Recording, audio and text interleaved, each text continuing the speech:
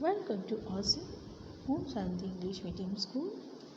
Today we are going to learn about Fiber to Fabric, chapter number 3, part 2.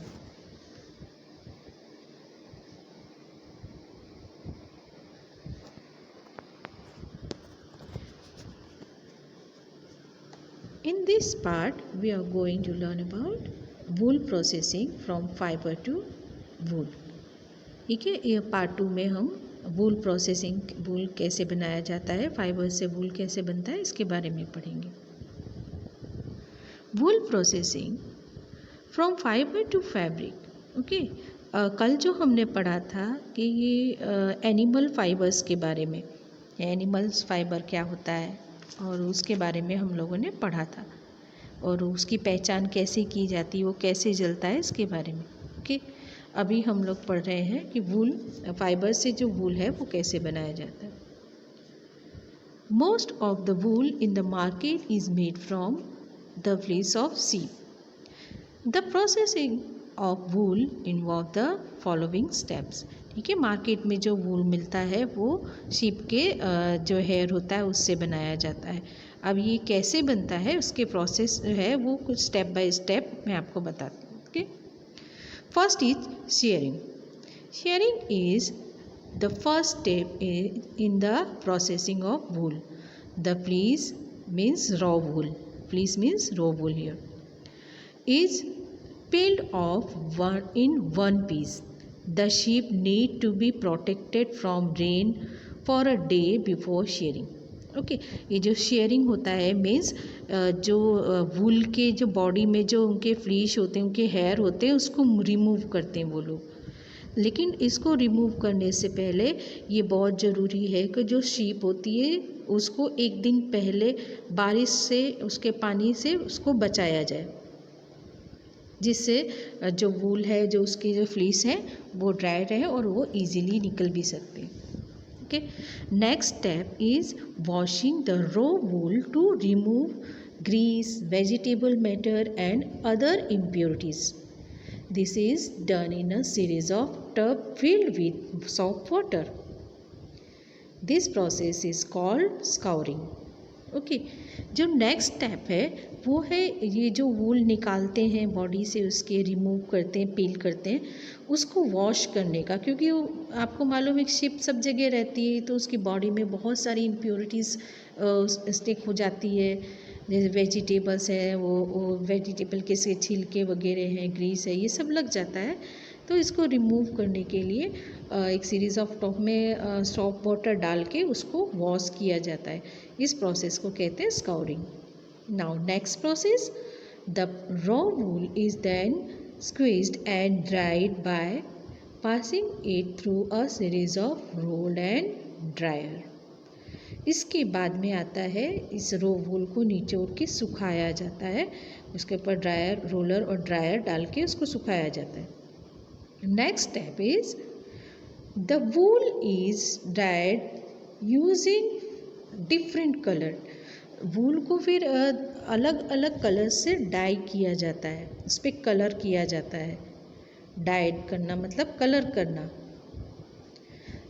The fiber are then rolled over on to one another into fine strand called slivers. ठीक है, उसके बाद में एक के ऊपर एक उसके स्ट्रैंड को रख के उसको घुमाया जाता है, जिसको स्लीवर्स कहते हैं. The fine strands are then gently twisted into rope like strand through a process called roving. ठीक है, इसके बाद में जो स्ट्रैंड होते हैं उसको एक दूसरे के साथ में ट्विस्ट करके और उसको रॉप जैसे रस्सी होती है उस तरह से ऐंठ के उसको बनाया जाता है, जिस प्रोसेस को कहते हैं Rowling. You can see in this picture, आप पिक्चर्स में देख सकते हो कि कैसे उसमें वूल का प्रोसेसिंग होता है, शेयरिंग होता है, उसके बाद वॉशिंग के बाद में उसको डाइंग किया जाता है, मतलब उसको सुखाया जाता है, ड्रायर किया जाता है. आफ्टर ड्राइंग उसके बाद में उसमें स्लीवर्स किया जाता है. स्लीवर्स करने के बाद वो जो स्लीवर्स करते हैं उस प्रोसेस को कहते हैं राउलिंग. अब रावलिंग के बाद क्या होता है, the strength are combed and prepared for spinning into wool yarn. और रावलिंग के बाद जो स्ट्रेंथ होते हैं, मीन्स जो धागे होते हैं फाइबर्स, उनको कॉम किया जाता है, मतलब सीधा, जिससे उनके अंदर कोई गांठ ना हो, कोई गूंच ना पड़ जाए उसके अंदर, इसलिए उसको कॉम करके फिर बाद में उसको स्पिनिंग के लिए प्रिपेयर किया जाता है, जिससे वूल यार्न रेडी होता है। ठीक है, जब स्पिनिंग करते हैं उससे वूल यार्न रेडी होता है। आप पिक्चर में भी देख सकते हो कि स्पिनिंग से क्या होगा, वूल यार्न रेडी होगा। Then after spinning the wool is either woven into fabric और नीटिंग इनटू गारमेंट। ठीक है, इसको मशीन में वोवेन करके उसका फैब्रिक बनाते हैं और नीटिंग करके भी इसके गारमेंट्स बनाते हैं। जैसे मम्मी वगैरह आपके घर पे, दादी नानी, ये सब क्या करती थी, दो एल्यूमिनियम की स्टील की स्टिक जैसी होती थी, उसमें ऊन को भर के, वूल को भर के स्वेटर हाथ से ही रेडी करती थी, उसको नीटिंग कहते हैं। Okay, now next is characteristics of wool fibre. अब कैरेक्टरिस्टिक्स कौन कौन से हैं वूल फाइबर के, वो हम देखते हैं। Some woolen fiber are rough while other are extremely soft. Wool can be dyed easily. ठीक है, कुछ फाइबर जो वूलन होते हैं, वूलन फाइबर होते हैं, वो रफ होते हैं, लेकिन कुछ जो होते हैं वो बहुत ही ज़्यादा सॉफ्ट होते हैं। ठीक है, और जो वूल होता है, वूल को ईजिली कलर किया जा सकता है, डाई किया जा सकता है उसमें। Next is curl of the wool fiber create air pockets and give wool a spongy feel. अभी देखो, जो वूल होता है, वूल घुंघरालू सा होता है, एकदम स्ट्रेट नहीं। वो अगर वूल फाइबर को आप एक निकाल के देखोगे तो थोड़ा राउंड राउंड जैसा हो जाता है, उसमें कर्ल हो जाते हैं। तो ये जो कर्ल होते हैं, ये एयर पॉकेट्स क्रिएट करते हैं, जिसकी वजह से हम जब वूल को हाथ लगाते हैं तो वो हमको थोड़ा स्पॉन्जी जैसा लगता है, स्पॉन्जी फील होता है। ठीक है, नेक्स्ट जो है, wool creates insulation for the wearer as it form air pockets close to the skin. The body heat warm the air and keep the body of the wear warm. ठीक है, जो वूल होता है ये एक इंसुलेशन क्रिएट करता है। जो ऊन पहनता है या वूलन क्लोथ्स जो पहनता है, पहनने वाला होता है, उसकी बॉडी गर्म रहती है, वार्म रहती है, क्योंकि ये जो वूल होते हैं उनके अंदर एयर पॉकेट्स बन जाते हैं, और एयर पॉकेट्स बनने की वजह से वो बॉडी की हीट को बाहर नहीं जाने देते।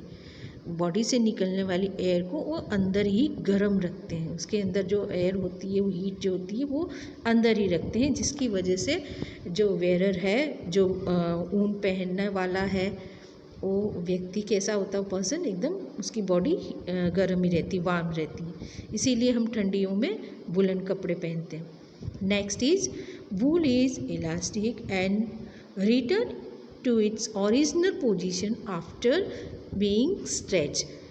इसमें वूल जो होता है उसमें एक इलेक्ट्रिसिटी होती है, जो इलास्टिक कैसा होता है, एक बार खींचो फिर छोड़ दो तो वो अपनी ओरिजिनल पोजीशन में आ जाता है। उसी तरह से जो वूलन क्लोथ्स होते हैं, वह वूलन गारमेंट जो होते हैं, वो भी स्ट्रेचेबल होते हैं। आप उसको खींचोगे तो फिर छोड़ोगे तो वो अपनी वापस नॉर्मल पोजीशन में, जो पहले पोजीशन होती है ओरिजिनल, उसमें आ जाता है। Wool absorb good amount of moisture without getting डम।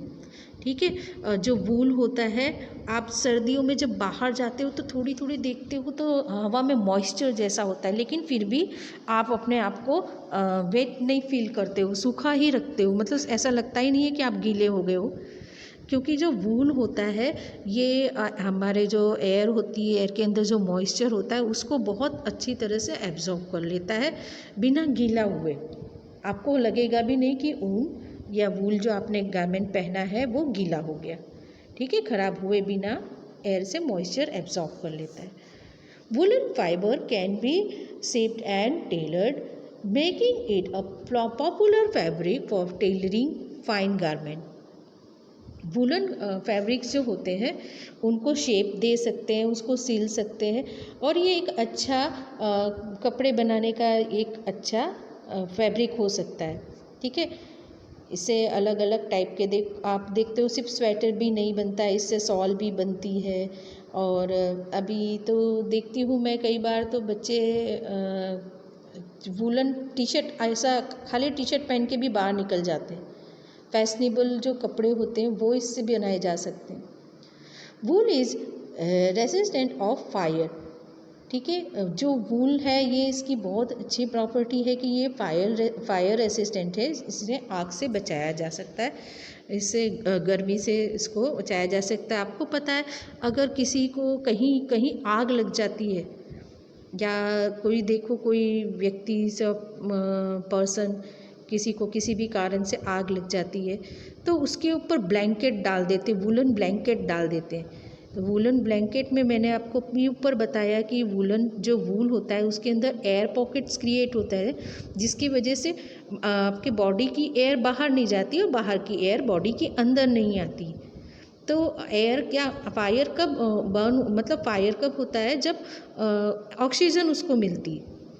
तो जो वूल होता है वो क्या करता है, एयर पॉकेट्स होने की वजह से वो बाहर की ऑक्सीजन को अंदर आने नहीं देता है। उसकी वजह से जब कहीं भी फायर लगी उसके ऊपर आप ब्लैंकेट डाल देते, वुलन ब्लैंकेट डाल देते हो, तो वो फायर जो आग लगी होती है वो बुझ जाती, क्योंकि आग को क्या चाहिए, ऑक्सीजन सप्लाई चाहिए, और वूल क्या करता है, ऑक्सीजन सप्लाई कट कर देता है, जिसकी वजह से आग बुझ जाती है। इसीलिए वूल को रेसिस्टेंट हो फायर भी कहते हैं।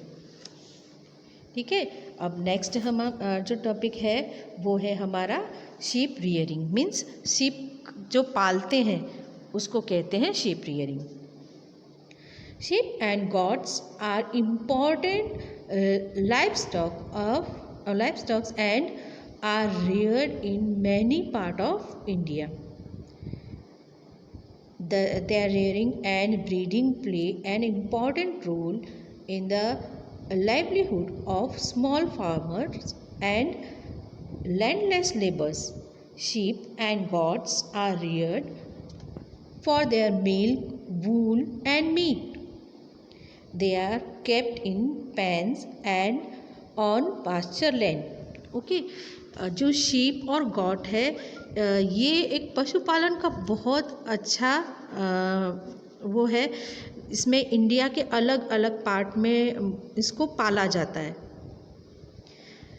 इसका जो पशुपालन होता है, इसकी जो ब्रीडिंग होती है, ये जो छोटे छोटे स्मॉल फार्मर्स होते हैं, किसान होते हैं, या वो मज़दूर जिनके पास ज़मीन नहीं है, उनके लिए ये ज़िंदगी जीने का एक बहुत अच्छा जरिया है।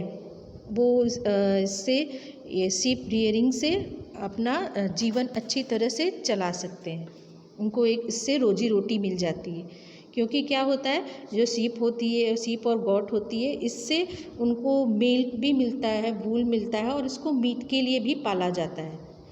तो इसीलिए इसको बहुत सारे जो इंडिया में बहुत सारे ऐसे पार्ट्स हैं जहाँ जो शीप रियरिंग होती है, शीप और गॉट रियरिंग होती है, उनको पाला जाता है। जो शीप और गॉट होती है इनको पेन्स में और ये जो खुली जगह होती है जहाँ घास चारा उगाया जाता है, ऐसी जगह में बाड़ा बना के रखा जाता है, घेरा एक कर के उसमें पाला जाता है।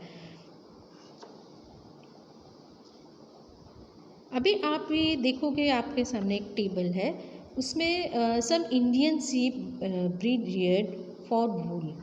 इसमें देखो आपको बता रहे हैं कि जो इंडिया की जो शीप है, कौन कौन सी शीप की जाती है जो वूल के लिए पाली जाती है। ठीक है, उनसे वूल का प्रोडक्शन होता है। तो वो है, देखो फर्स्ट आपको कॉलम दिख रहा है, उसमें है नेम ऑफ ब्रीड, सेकेंड में है वूल क्वालिटी, फिर यूज़, और फिर उसके रीज़न।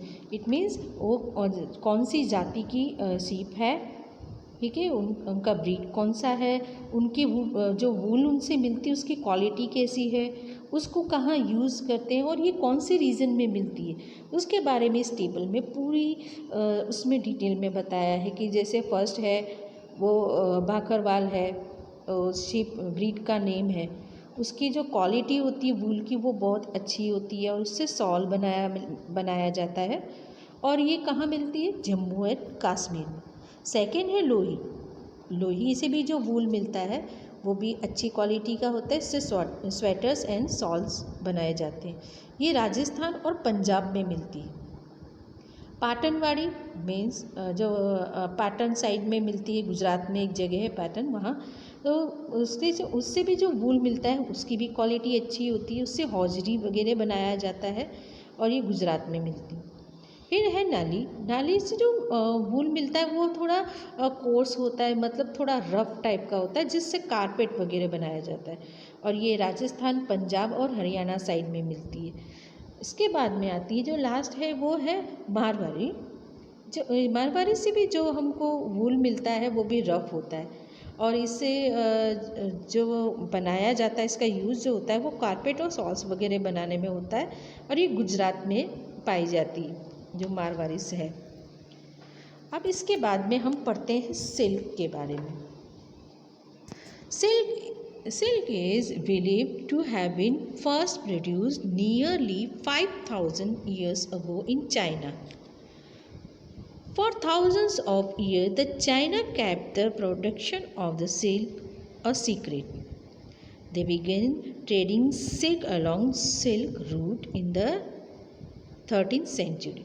ठीक है, ऐसा माना जाता है कि आज से मतलब 5,000 साल पहले ये जो सिल्क है वो चाइना ने बनाना स्टार्ट किया था और काफ़ी हज़ारों सालों तक उसने सिल्क बनाने कैसे बनाया जाता है, उसका सिल्क का प्रोडक्शन कैसे किया जाता है, इसको एक सीक्रेट रखा, एक राज रखा, छुपा के रखा सबसे।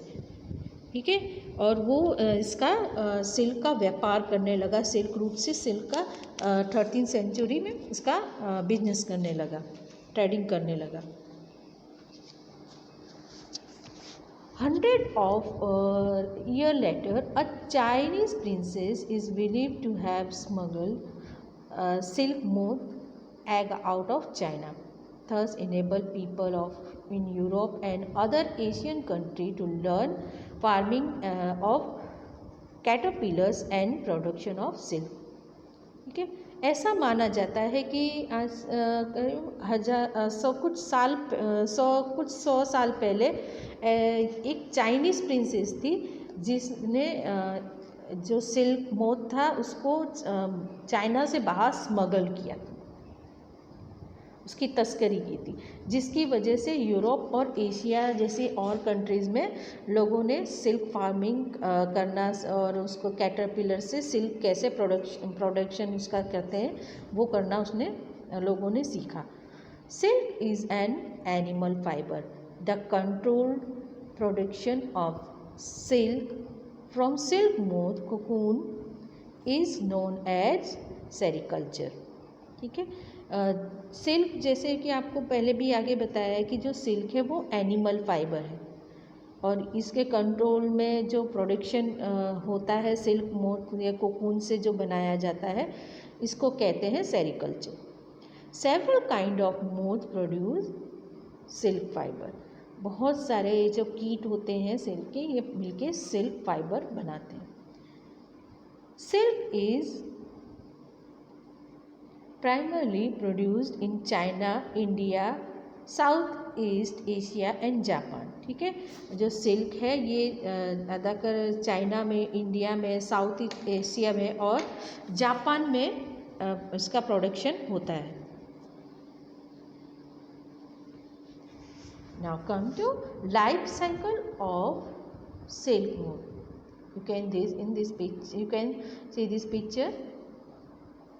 So the life cycle of silk moth. ये जो पिक्चर है ये आपको पूरा लाइफ साइकिल के बारे में बताता है कि जो सिल्क मोथ होती है उसकी लाइफ साइकिल कैसी होती है। First is egg. The female silk moth lays large number of eggs in about 2 weeks time. The fertile live egg hatch into caterpillars जो फीमेल सिल्क मोथ होती है वो बहुत सारे अंडे देती है और नियर अबाउट 2 वीक्स में ये फर्टाइल होके उसमें से इन अंडों में से कैटरपिलर बाहर आते हैं। मतलब ये कैटरपिलर को बाहर आने में 2 वीक्स का टाइम लगता है। नेक्स्ट है larvas. Larva after hatching the caterpillar feed vigorously, means vigorously का मतलब होता है बहुत तेज़ी से। The meaning of vigorously means बहुत तेज़ी से वो खाना खाना शुरू करते हैं। जब ये अंडे से बाहर आता है तो ये जो कीट होता है इसको कहते हैं लार्वा, और ये लार्वा बहुत तेज़ी से खाना खाना स्टार्ट करता है। They are feed with fresh mulberry leaves. During this period, the caterpillar shed their skin 4 times while they grew. ठीक है, ये जो लार्वाज होते हैं ये मालबेरी के फ्रेश लीव्स खाते हैं। मालबेरी मीन्स उसको हिंदी में सैतूत कहते हैं। तो सैतूत और ये मालबेरी के लीव्स होते हैं, इसको ये खाना पसंद करते हैं, उस पर ये फीड करते हैं। और ये अपने इस टाइम पीरियड में लगभग 4 बार 4 टाइम्स वो अपनी स्किन को निकालते हैं। ठीक है, उसके बाद में आ जाओ तो pupa. Once the caterpillar are about, caterpillar mean silk worm जो होता है वो, are about a month old they stop eating. देखो ये सब चीज़ें हैं ना, बहुत ध्यान से सुनो बच्चे। ये जब 1 महीने के हो जाते हैं तब ये जो सिल्क वॉर्म है, जो कैटरपिलर्स हैं, ये खाना खाना बंद कर देते हैं। This stage is called pupal stage. इस एज को कहते हैं pupal stage. The pupa secrete protein fibre all around them. अब ये जो प्यूपास है ये क्या करते हैं, अपने आसपास एक प्रोटीन फाइबर बना लेते हैं। उसका एक प्रोटीन फाइबर को सीक्रेट करते हैं, मतलब उसका स्राव करते हैं, उसका निकालते हैं। The fibre harden on expose to air and form cocoon. और ये जो सिल्क फाइबर, वो जो ये जो प्रोटीन फाइबर है, ये जो अपने आसपास ये जो निकालते हैं, ये क्या करता है, एयर के साथ जब मिलता है तो ये हार्ड हो जाता है, उसमें रिएक्शन होता है और ये हार्ड हो जाता है और उससे जो कोकून्स है वो तैयार होता है। Each cocoon is made of a single silk fibre around 1 kilometre. देखो ये जो कोकून्स होते हैं ये नियर अबाउट 1 किलोमीटर लंबे सिल्क फाइबर से बने होते हैं। ये जितने भी कोकून्स होते हैं, हर कोकून लगभग 1 किलोमीटर लंबे सिल्क फाइबर से बने हुए होते हैं। ओके, नेक्स्ट है आपका moth. The caterpillar develop in the cocoons and become moths. The moths become out of cocoon and live for few days. अब ये जो मोथ होता है ये क्या करता है, ये जो कैटरपिलर है ये इसी के कोकून्स के अंदर ही अंदर पड़े पड़े वो डेवलप होते हैं और इसमें से जब बाहर निकलते हैं तो वो कुछ दिन के लिए ही अपनी लाइफ जीते हैं। ओके, अब हम लोग इस पार्ट में इतना ही पढ़ेंगे। इसका नेक्स्ट पार्ट जो होगा उसमें हम आगे का पार्ट पढ़ेंगे, आगे का चैप्टर एक्सप्लेन करेंगे। Okay, till then bye bye. एक चीज़ और, हाँ, आप लोगों को इसकी डेफिनेशंस जो है सेम चैप्टर की आपके नोटबुक में लिखना स्टार्ट कर देना है। Okay, this is your homework now. अब हम इसका नेक्स्ट पार्ट कल मैं इसका नेक्स्ट पार्ट आपको दूंगी। Till then bye bye and take care.